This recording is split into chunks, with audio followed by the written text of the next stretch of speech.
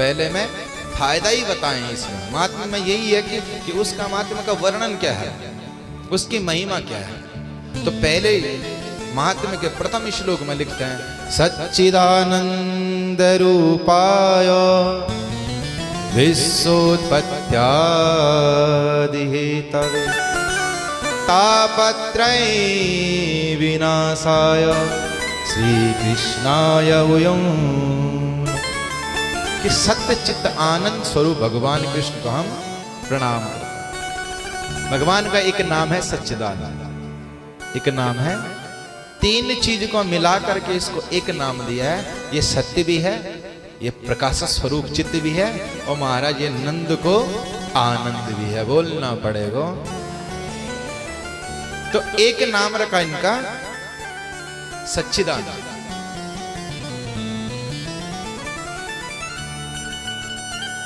सत्य का मतलब हमने आपको वर्णन किया कि सत्य क्या है, कि जो महाराज कभी जिसका नाश नहीं होता, जिसका कभी क्षय नहीं होता, वो सत्य है।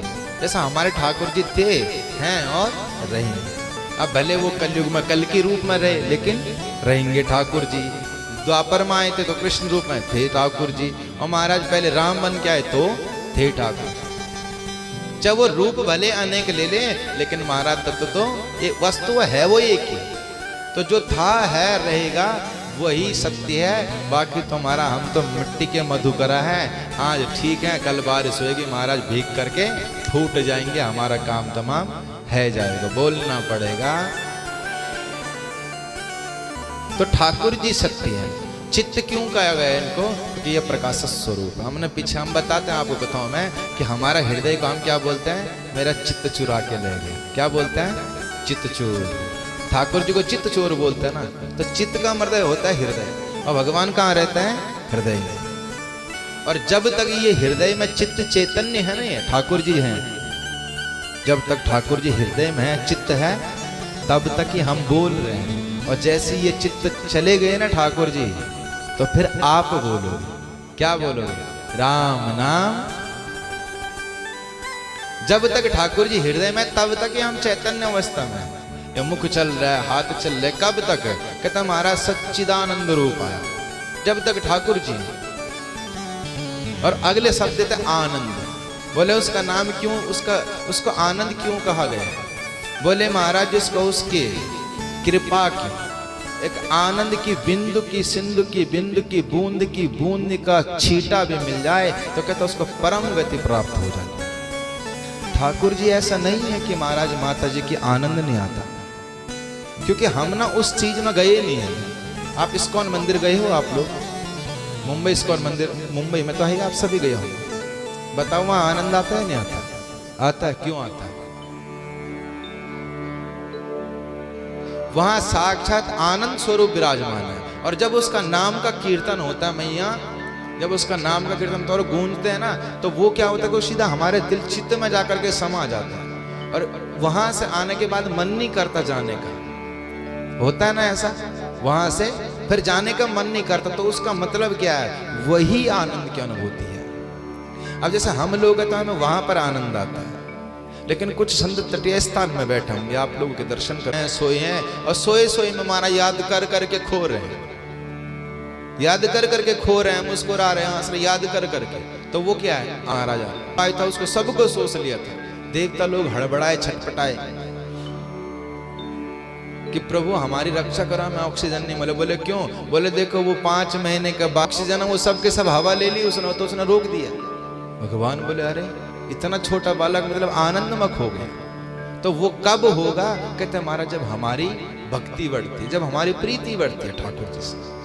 आप वृंदावन जाओगे ना, आप बरसाना वहां जाओगे बिहार जी पे, पर स्वामी महाराज जी के पास गए तो वृंदावन में बड़े बड़े पहुंचे हुए संत हैं, अच्छे भी हैं तो कुछ ज्यादा अच्छे भी हैं। वो क्या कहता है, मैं कहता क्यों रे छोरा, मन की जी महाराज जी। कह रहे कहाँ जा रहे हो, मन की बिहार जी के दर्शन करना। कह रहे क्यों, मन के ऐसे ही जाऊंगा, कुछ बोलूंगा, उसको कुछ दूंगा, कुछ बातें मन की बताऊंगा, और अगला बेचारा चुपचाप खड़े होकर सुने, तो महाराज उसको बेवकूफ नहीं कहेंगे तो क्या कहेंगे। इतनी पब्लिक आकर के उसको सुना रही है, कोई कह रहा भैया भोग स्वीकार कर, कोई रो रहा है, कोई हंस रहा है, लेकिन वो बेचारा तो वह संत का अपना भाव है, क्योंकि उनका मित्रवत भाव है ठाकुर जी से। ऐसा नहीं कि उनकी बुराई कर रहे हैं। तो वो हमसे कहता है अरे ठाकुर जी के साथ जाना। वो हमारे पास तो ऐसे परमहंस हैं, कहता हम बिहार जी जाते तो स्वयं भोग लगाओ। मेरा है कि जब मेरा आश्रम बन जाए तो स्वयं ठाकुर जी आए और फिर स्वयं अपने आश्रम में से अपने हाथ से बनाकर उसको भोग लगाओ। लेकिन ठाकुर जी चाहते हैं कि ये हमें यहाँ भोग लगाए। तो मैं कहता हूँ तू हटीला तो हम भी हटीले। तो एक दिन मन में आ गया ऐसे ही कि चलो इसको आज भोग लगा लेते। तो हम उनके लिए भोग ले गए, फिर ये छूट गए। तो मन में हुआ कि चलो भैया एक दिन उनको खवा लियो तो एक दिन इनको भी खिला देते।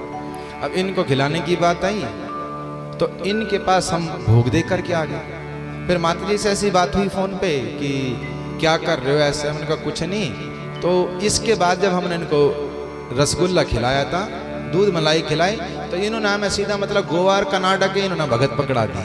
तो थोड़ी बहुत हम भी लालच में आ गए, बोलना पड़ेगा। हमने कि एक बार का भोग लगाने से विदेश के भगत आ गए, दूसरे बार खिलाऊंगा क्या पता विदेश भेज दो। तो माता जी से बात हो रही थी ऐसी भोग की बात। तो माता जी क्या बोलती हैं कि जैसी रसिक भैया आपने भोग की बात ली, ऐसी किशोरी जी मुस्कुराने लग गई। ये ठाकुर जी ऐसे मुस्कुराने लग गए। तो हमने की अच्छा, हमने कहती हाँ। तो मेरे मन में हुआ कि बिहार जी को रसमलाई लगाई तो इनको भी रसमलाई होनी चाहिए।